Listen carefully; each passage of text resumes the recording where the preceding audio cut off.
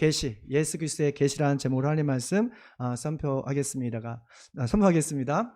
우리가 믿는 예수 그리스도는 전능하신 하나님이시고 알파와 오메가이십니다. 이 알파는 헬라어로 첫 자이고 오메가는 마지막 그 앞에 배신이죠. 그러니까 예수님이 나는 알파요 오메가라고 하셨을 때 예수님 자신이 세계의 시작이요 마침표라고 하신 것이죠. 그래서 영어로 우리는 역사를 His story, 그의 이야기라고 하는 것입니다. 성경에서 창세기가 우리에게 창조의 목적 그리고 창조의 시작에서 말씀하신다면 요한계시록은 세상의 완성 그리고 종말에 대해서 우리에게 하나님의 지혜를 알려주고 있습니다. 우리 1절 말씀 보니까 읽어볼까요? 이것은 예수 그리스도와 계시다라고 말합니다. 그러니까 사도 요한은 예수님의 사랑을 특별히 받은 제자였습니다. 그래서 요한은 요한복음, 요한 1, 2, 3서 그리고 요한계시록을 성령의 감동을 받아서 예수님의 계시로 기록하였습니다. 그래서 요한은 자기를 그 계시록의 작가가 아니라 바로 계시의 증인자 또는 레코더, 그러니까 기록자라고 말하고 있더라고요. 사실 사도 요한과 그의 믿음의 공동체는 우리가 상상할 수 없는 그런 어려움과 역경을 겪으면서 신앙생활을 했습니다. 그 당시 로마 황제 도미티아노스는 그 황제의 황제 숭배를 강요했습니다. 그러니까 황제가 신이라는 것이죠. 그래서 다른 신들을 경배하고 다른 신을 믿지 못하게 했습니다. 그래서 그 당시 예수 그리스도를 믿는 사람은 경제적으로 정말 많은 차별을 받고 사회적으로는 따돌림을 당하고 또 정치적으로는 목숨을 위협받은 아주 혹독한 박해를 받았습니다. 게다가 교회 안에서 영주주의 같은 어떤 예수 그리스도를 부정하는 그런 이단들이 아주 득실됐어요. 너무너무도 혼란스러운 그런 시대에 예수님은 이 반모섬에 유배가 있던 그 요한을 찾아가십니다. 그리고 그에게 장차 올 직면할 영적인 전쟁과 그리고 우리가 당할 많은 역경과 어려움 그리고 예수 그리스도의 최후 승리에 대해서 보여주셨던 것이죠. 이 계시된 말씀은 세상 사람들에게는 너무도 무섭고 두렵고 공포가 되는 말씀이지만 우리 모두 예수를 믿는 우리에게는 큰 하나님의 위로가 되고 힘이 되는 소망이 되는 말씀입니다. 오늘 이 시간 그걸 하나님의 위로와 또한 은혜를 받는 그런 시간 되시길 축원합니다. 어떤 사람들은 요한계시록만 읽지 않는 분이 계세요. 왜냐하면 너무 위험한 책이라는 거예요. 사실 그럴 것이 우리 한국 교회에 대부분의 이단들은 다 요한계시록에서 나왔어요. 왜냐하면 자의적으로 해석했기 때문에 그러죠. 자신의 생각대로 마음대로 요한계시록 해석했기 때문에 자신이 재림 예수가 되는 거예요. 자기가 메시아라고 하는 거죠. 정말로 많은 사람들이 자신이 메시아라고 하는 사람을 따르고 있고 추정하는 것을 보게 됩니다. 성경적으로 그 사람들은 거짓 예언자이고 적 그리스도세요. 사실 이 성령의 계시로 된 이 요한계시록은 우리 모두가 이해할 수 있는 그런 쉬운 책은 아니에요. 이 말씀은 우리의 이성적으로는 좀 이해하기 어려워요. 그러나 우리의 성령의 감동으로 그리고 믿음으로 우리가 이 요한계시록을 읽는다면 너무도 우리에게 유익하고 많은 영적인 메시지를 우리에게 주고 있습니다. 왜냐하면 우리가 성령의 조명과 믿음으로 왜 보여야 되면 이 모든 성경은 하나님의 감동, 하나님의 숨결로 기록했기 때문에 그렇습니다. 이성이 아니라 우리의 믿음 그리고 성령의 조명으로 봐야 돼요. 오늘 우리 모두가 오늘 이 시간 믿음으로 여러분의 눈이 열리길 축원합니다. 귀가 열리길 축원합니다. 그래서 이 말씀을 통해서 정말 세밀한 하나님의 음성을 듣고 우리 지금까지 보지 못했던 경험하지 못했던 그 하늘의 놀라운 그런 은혜를 경험하시면 좋겠습니다. 그러면 예수 그리스도의 계시로 된 이 요한계시록은 우리가 어떻게 이해할 수 있을까? 함께 있습니다. 우리는 믿음으로 예수 그리스도의 계시를 이해할 수가 있다는 거예요. 믿음으로 이 모든 말씀이 이해되어지는 거예요. 우리의 힘과 노력으로 이해하는 것이 아니라 사실은 믿음으로 이 말씀이 믿어지고 알아지고 깨달아지는 거예요. 반모섬에서 외롭게 갇혀있던 사도 요한은 예수 그리스도를 통해서 요한계시록 기록했습니다. 계시록은 요한이 상상해서 쓴 건 창작품이 아니라 성령의 감동을 받아서 하나님께서 미리 일어날 것들, 일어나야 할 만한 것들을 보고 듣고 경험을 통해서 기록한 거예요. 우리 2절 말씀입니다. 함께 읽습니다. 요한은 하나님의 말씀과 예수 그리스도의 증언을 곧 자기가 보는 것을 다 증언하였다 라고 말하고 있어요. 그러니까 요한은 하나님의 말씀과 예수 그리스도의 작가가 아니라 여기 보니까 증언자라고 말하고 있어요. 왜냐하면 요한은 직접 보고 듣고 경험한 것을 기록했기 때문이에요. 요한은 밤모습에서 외롭게 유배 생활을 했지만 고독하지 않았습니다. 왜냐하면 그 밤모습에서도 주님의 영, 성령께서 그와 함께 하시면서 그게 많은 것을 보여주신 거예요. 외로운 삶이었지만 고독하지 않았다는 것. 왜냐하면 그 안에도 예수님께서 계시와 환상을 남이 볼 수 없는 것을 보여주시고 남이 들을 수 없는 그런 세밀한 음성을 주님께서 보여주시기 때문에 그렇죠. 이러한 하나님의 경험하는 삶은 단지 요한에게만 국한된 것이 아니라 바로 오늘 지금 이 시간 우리 주일날 예배 드리는 여러분에게도 해당이 됩니다.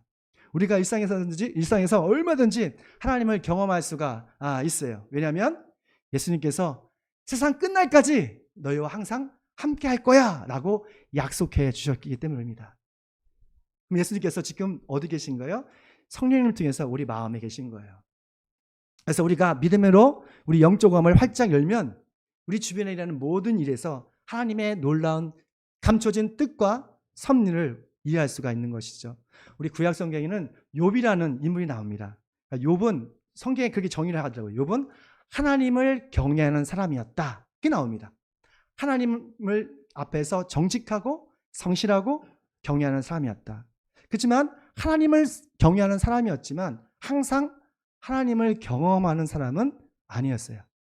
욥에 대해서 좀 더 살펴보면 욥은 동양에서 최고의 재벌이었습니다. 그리고 하나님을 경외하는 사람이었죠. 욥은 날마다 그 가족들과 함께 성결한 삶을 살기 위해서 하나님께 예배와 제사를 드렸어요. 어느 날 사탄이 하나님께 찾아옵니다. 그때 하나님께서 너무 기쁘신 거예요. 욥을 볼 때마다. 그러니까 사탄아, 욥을 봤느냐? 이만큼 정직하고 성실하고 하나님을 경외하는 사람 내가 지금까지 보지 못했다. 그러자 사탄이 주님께서 욥의 재산과 자녀를 빼앗아가면 하나님을 원망하고 불평할 것입니다. 그러자 하나님께서 사탄에게 그럼 욥을 시험해 보라고 허락하셨어요. 하나님은 욥에게 자신의 명예를 어떻게 보면 거신 것이죠. 마침내 악한 사탄이 욥을 괴롭히기 시작합니다. 욥은 하루아침에 그 많은 톤 재산을 하루아침에 다 잃어버렸어요. 그리고 사랑하는 많은 자녀들을 토네이도 같은 그런 강한 태풍이 오는 바람에 모두가 사망하게 되었습니다.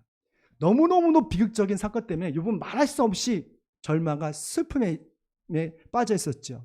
그런데 놀라운 것은 이런 상황에서도 눈물을 흘리면서도 이런 신앙의 고백을 합니다. 욥기 1장 21절 말씀 있습니다.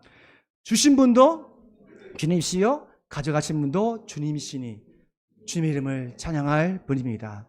하나님을 경외하는 욥은 어떻게 보면 우리가 가장 추구하는 거룩한 청지기였던 것이죠. 모든 것이 주님의 것입니다. 그 때문에 모든 것 있는 것도 나는 원망하지 않습니다. 하나님을 찬양할 뿐입니다. 이것이 바로 거룩한 청지기의 모습입니다. 여기서 근데 이 사탄은 이 시험은 여기서 끝나지 않고 한 걸음 더 나아갑니다. 바로 욥의 머리부터 바닥까지 온갖 악한 종기가 덕지덕지 다 나기 시작한 거예요. 너무도 괴롭고 고통스러워서 아주 온기를 깨가지고 그 살을 매일마다 긋기 시작합니다. 온 몸이 피투성이 됐죠.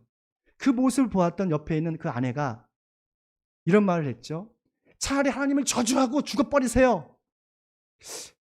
이 말 속에는 제가 보기에는 그건 사탄의 생각이 들어있는 것 같아요. 차라리 이렇게 고난받으면서 하나님 죽어버리는 게 낫다. 어떻게 보면 인간적으로 생각하면 그렇게 나을 수도 있을 것 같아요. 모든 재산 다 잃어버렸죠. 건강 잃었죠. 내가 소망하는 거 다 잃었는데 거기다 내 건강까지도 잃어가지고 매일마다 온기 쪼개서 매일 긋고 있는데 그 삶을 봤을 때 얼마나 비참했겠어요. 그런데 이런 생각을 해봐요. 왜 하나님께서는 이 욥에게 이렇게 잔인한 고통을 허락하셨을까? 그러니까 차라리 그 악마를 모두 다 제거해버릴 수 있지 않았을까?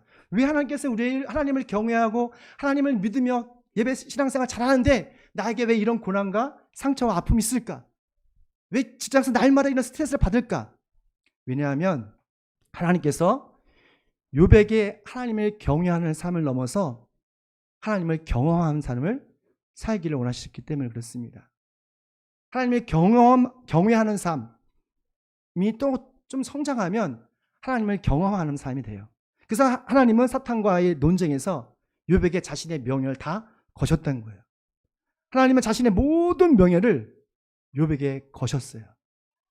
충분히 악한 마귀를 물리칠 수 있고 아비소스에 보낼 수 있음에도 불구하고 그 욥에게 자신의 이름을 거셨기 때문이었습니다. 우리가 예수님을 마음으로 믿고 입으로 고백하면 하나님의 자녀가 됩니다. 여러분 믿으십니까? 하나님의 자녀를 산다는 것은 더 이상 나의 이름이 아니에요. 나의 이름으로 사는 것이 아니라 바로 하나님의 아버지의 이름, 그 명성으로 사는 거예요. 하나님의 아버지의 이름으로 살기에 세상에서 어떤 유혹과 시련과 역경이 와도 하나님의 명예를 지키기 위해서 우리는 인내하고 견딜 수 있는 거예요. 아마도 군인들이 그거 잘 알 것 같아요. 훈장, 명예, 이걸 위해서 자기의 목숨까지 다 내어놓잖아요. 우리는 나의 이름으로 사는 게 아니에요. 하나님 아버지의 명예로 사는 거예요. 하나님께서 우리에게 그런 명예를 주신 거예요. 그 이름을 주신 거예요. 사탄과 내기할 만큼 우리를 신뢰하고 계신다고요. 그래서 사도 바울은 난 그리스도와 함께 십자가 못 박혔습니다. 이제 살아가고 있는 것은 내가 아니라 내가 아닙니다. 그리스도께서 내 안에 살고 계십니다. 내가 지금 육신한 가운데 사는 것은 나를 너무 사랑하셔서 나를 위하여 자기 몸을 내어주신 하나님의 아들을 믿는 믿음으로 산다고 말하고 있는 거예요. 그러니까 사도 바울은 예수님을 믿고 거듭난 후에 자기의 이름을 살지 않았어요. 바로 예수님과 동행하는 삶, 예수님과 경험하는 삶, 그 믿음의 생활을 했다는 것이죠. 믿음으로 사는 사람은 하나님을 경외하는 삶을 넘어서 날마다 하나님을 경험하는 삶을 사는 것이죠. 하나님을 경외했던 욥은 사탄의 지독한 시험을 믿음으로 이겨낸 후에 하나님을 경험하는 삶을 살게 됩니다. 욥기 42장 5절 말씀입니다. 함께 있습니다. 주님이 어떤 분이시라는 것을 지금까지는 제가 귀로만 들었습니다. 그러나 이제는 제가 제 눈으로 주님을 봅니다. 잘 보십시오. 이 마지막 욥의 고백이거든요. 지금까지 내가 막연하게 하나님을 경외했습니다. 형식적인 예배를 드렸습니다. 근데 이런 고난과 아픔과 고통을 통해서 내가 하나님을 직접 눈으로 봅니다. 하나님을 경험합니다. 라고 고백하고 있는 거예요. 정말 하나님을 경험하는 삶을 사시길 축원합니다. 날마다 주님께서는 여러분과 동행하고 계세요. 그리고 나의 이름이 아니라 예수님의 명성을 가지고 명예를 가지고 그 명예를 지키기 위해서 거룩한 삶을 살아가십시오. 그러면 놀라운 일이 있습니다. 하나님께서 이 욥의 고백을 경험한 것을 고백했을 때 욥의 모든 재산을 다 회복하시고 10명의 자녀를 다시 낳게 하시고 뿐만 아니라 140년 동안은 건강하게 아주 하나님과 동행하는 삶을 살았던 것을 보게 됩니다. 이런 축복이 저와 여러분에게 있으길 축원합니다. 우리 미래에 곧 일어나야 할 일들이 정말 만만치가 않습니다. 그러한 삶의 시련과 역경을 통해서 하나님을 경외하는 사람에서 하나님을 경험하는 성숙한 사람이 되시길 축원합니다. 그래서 주님 다시 오실 그날에 정말 우리가 예수 그리스도를 눈으로 또한 귀로 듣고 경험한 것을 가지고 하나님을 영광스럽게 하는 저와 여러분 되시길 축원합니다. 두 번째입니다. 우리 함께 읽을게요. 우리는 계시된 말씀을 믿고 듣고 순종하는 복된 사람이다 하는 것이죠. 일반적으로 세상의 복은 내가 목표한 것을 성취했을 때 성공이나 또 내가 정말 열심히 공부해서 얻은 것인데 성경이 말하는 그 복은 계시된 말씀을 읽고 순종하는 거라고 말하고 있습니다. 우리 3절 말씀 함께 읽게요. 3절 시작.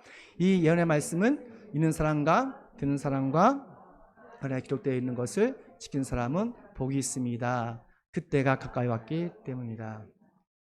보십시오. 우리가 그때가 가까이 왔기 때문이라는 것은 종말이 가까이 왔다는 거예요. 우리 종말하면 두 가지 의미가 있습니다. 하나는 개인적인 종말이에요. 바로 내가 하나님께 돌아가는 그 시간입니다. 그리고 우주적 종말 있죠. 보편적 종말은 바로 우리 성경 말씀대로 예수님이 다시 오는 재림을 의미하고 있습니다. 제가 예언을 하겠습니다. 100년 안에 여러분 다 죽습니다. 그렇죠? 아마도 우리 은우는 모르겠어요. 200년 살지 모르겠지만 제가 예언하건대 여기 있는 모든 분들은 병년 안에 다 죽습니다. 믿으십니까? 더 살고 싶으세요? 뭐 그런 분도 계시겠지만 우리 인생의 끝자락에서 어떤 사람이 복된 사람일까요? 오늘 말씀 보니까 이 예언의 말씀을 읽고 듣고 지킨 사람이 복 있다고 말하고 있어요. 왜냐하면 우리가 이 말씀을 읽을 때에, 이 예언의 말씀을 읽을 때 우리에게 앞에 일어날 만한 일들, 영어를 봤더니 이런 말 하더라고요. The things that must soon take place. 그러니까 곧 일어나야 할 만한 일들이에요. 반드시 일어날 일을 아는 거예요. 우리가 내일이 왜 두렵습니까? 왜냐면 내일을 모르니까. 근데 미래를 알면, 우리의 미래를 알면 두려움과 걱정이 없어요. 미래를 알면 우리는 미래의 주인공이 되기 때문에 그렇습니다. 우리에게 일어날 일들을 우리 말씀을 통해서 우리에게 말씀하고 계세요. 하나님께서. 그래서 우리는 정말로 복된 사람인 것이죠. 그러면 요한계시록에서 나오는 복된 사람, 어떤 사람일까요? 1장 1절 말씀 보니까 이 말씀이 있는 사람이고, 두 번째 읽어줄게요. 읽습니다. 시작. 이제부터 주님 안에서 죽은 사람들은 그들은 속을 피게 될 것이다. 그들이 행한 일이 그들을 따라갔기 때문입니다. 아멘. 여기 보니까 예수 그리스도의 계시를 받은 사람은 죽어도 그렇게 슬픔이 아니라, 어떻게 보면 성경제 보면 영혼의 안식과 쉼이라고 말하고 있습니다.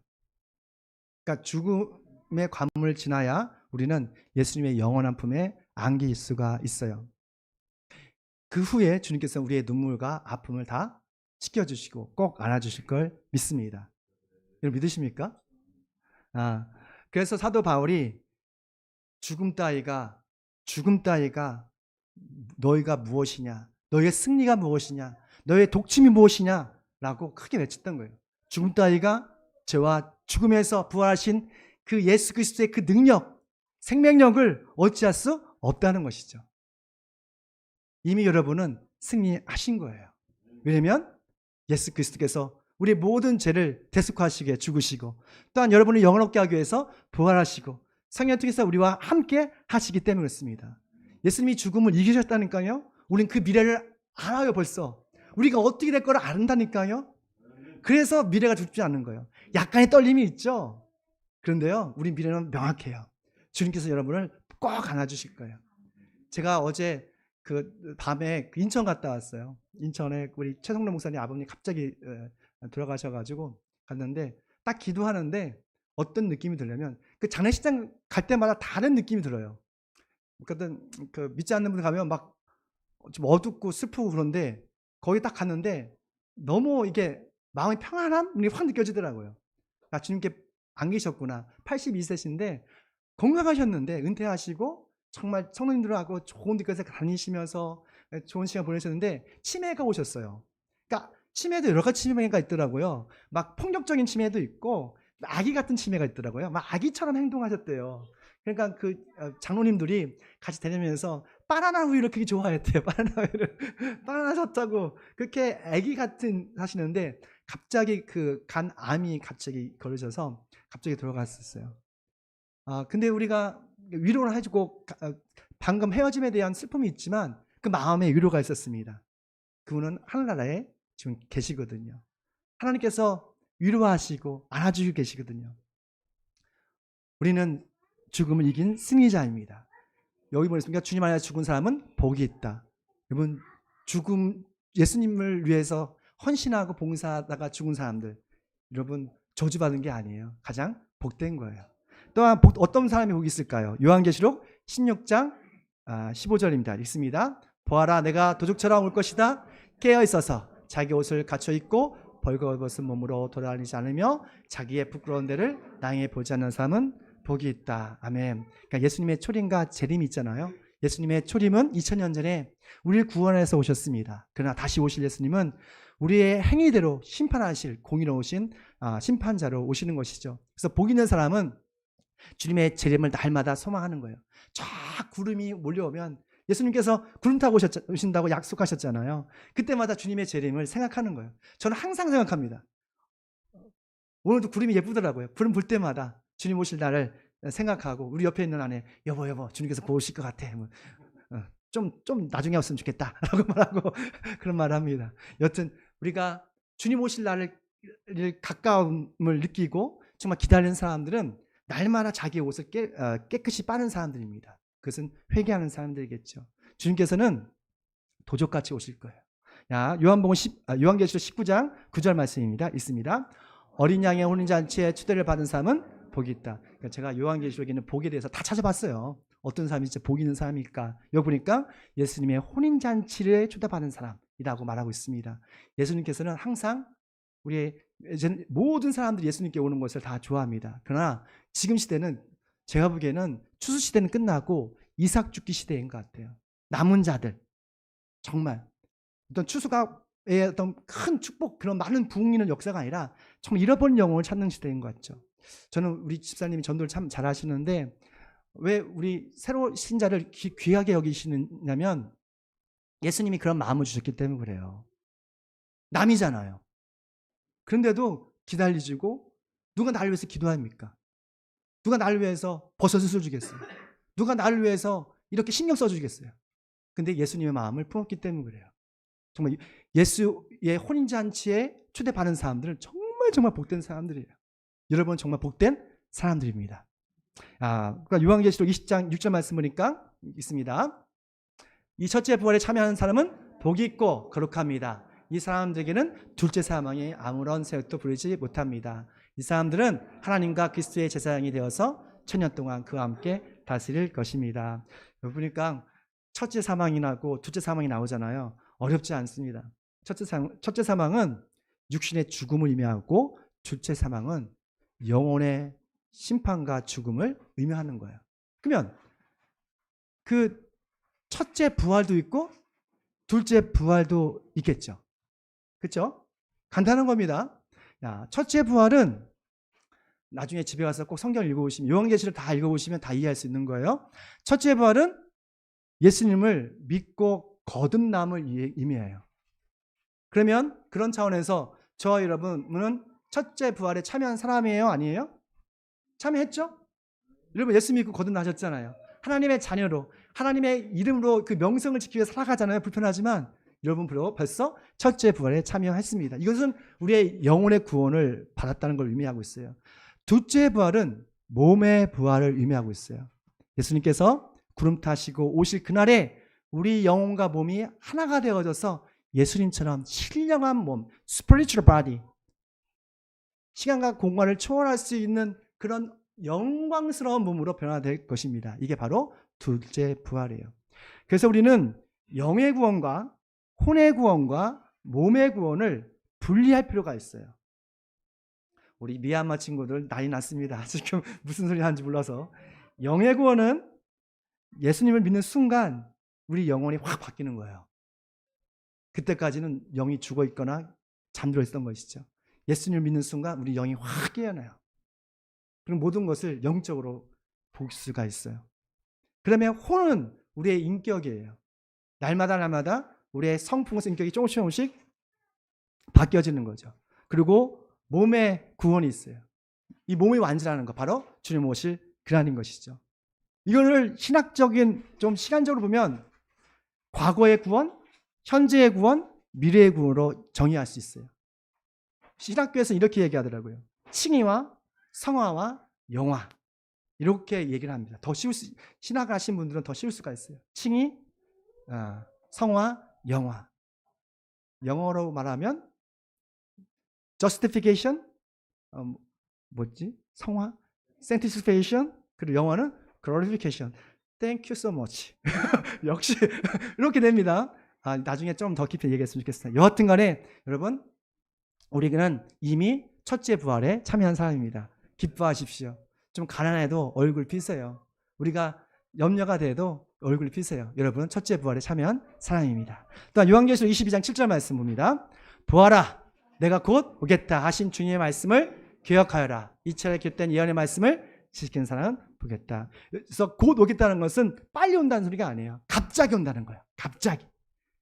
교통사고도 갑자기 나잖아요. 그것처럼 갑자기 오겠다는 거예요. 그래서 우리가 날마다 예배드리고 주일마다 습관적으로 와서 찬양하고 이런 것이 되게 중요한 거예요. 이런 사람이 진정한 복된 사람이라고 말하고 있습니다. 또 마지막으로 요한계시록 22장 14절 말씀 보니까 이런 말씀입니다.